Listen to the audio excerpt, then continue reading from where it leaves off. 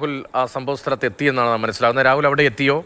സാധാരണ Innova car എന്നൊക്കെ പറയുമ്പോൾ വലിയ ഉറപ്പുള്ള വാഹനമാണ്. സാധാരണ നിലയിൽ അപകടമുണ്ടായാലും ആ കാറിൽ സഞ്ചരിക്കുന്നവർക്ക് വേഗത്തിൽ ഗുരുതരമായ പരിക്ക് പറ്റുന്നത് സാധാരണ നിലയിൽ കാണുന്നതല്ല. എങ്ങനെയാണ് ഇവിടെ ഈ അപകടമുണ്ടായത്? അവിടെ ചെല്ലുമ്പോൾ ആളുകളുമായി സംസാരിക്കുമ്പോൾ എന്താണ് മനസ്സിലാകുന്നത്?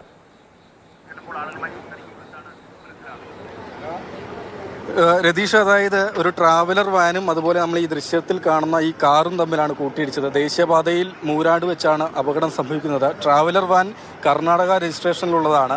ഈ കാറിൻ്റെ മുൻവശം പൂർണ്ണമായും തന്നെ തകർന്നത് കാണാം. ഇത് കേരള രജിസ്ട്രേഷനിലുള്ളതാണ്. KL18 AF 4090 എന്ന നമ്പറിലുള്ള എർട്ടിക കാറാണ്. കാറിൻ്റെ ഈ ഇടിയുടെ ആഘാതത്തിൽ പൂർണ്ണമായും മുൻവശം തകർന്നു നിൽക്കുകയാണ്. മറ്റ് ട്രാവലർ ഇവിടെ നിന്ന് മാറ്റിയിട്ടുണ്ട്.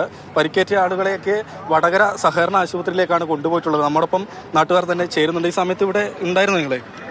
ഈ സൗണ്ട് കേട്ടതാണ് കുറച്ച് കഴിഞ്ഞായിരുന്നു വന്നത്. അപ്പോഴത്തേക്ക് ഇവിടുന്ന് എല്ലാം കുറേ ആളുകൾ എടുത്ത് കൊണ്ടുപോയി.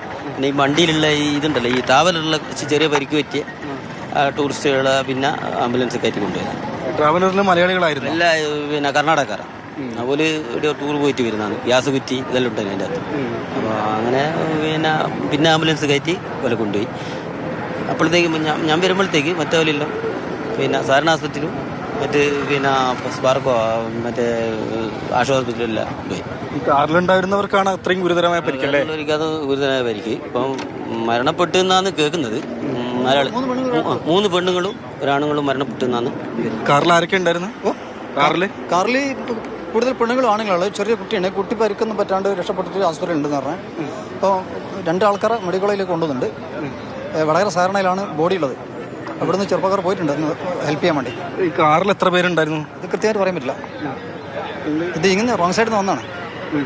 അതാണ് നോക്കുന്നത്. ഇപ്പോൾ ദേശീയപാത പണി നടക്കുന്ന സ്ഥലമൊക്കെ തന്നെയാണ്. 2 വാഹനങ്ങൾ എങ്ങനെ ഒരേ ദിശയിൽ വരിക?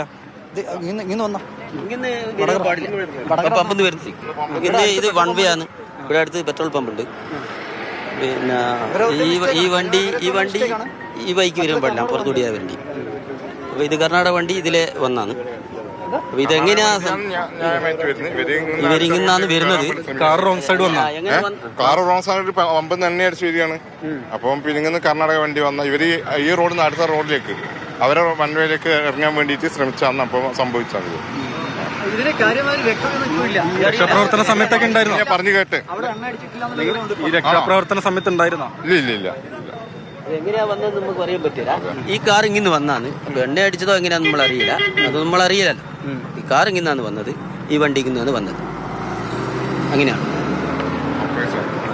തന്നെയാണ് കൃത്യമായ ഒരു ആരൊക്കെയാണ് ഈ അപകടത്തിൽപ്പെട്ടത് എന്നെ സംബന്ധിച്ച് വ്യക്തത ഇതുവരെ വന്നിട്ടില്ല എന്ന് തന്നെയാണ്.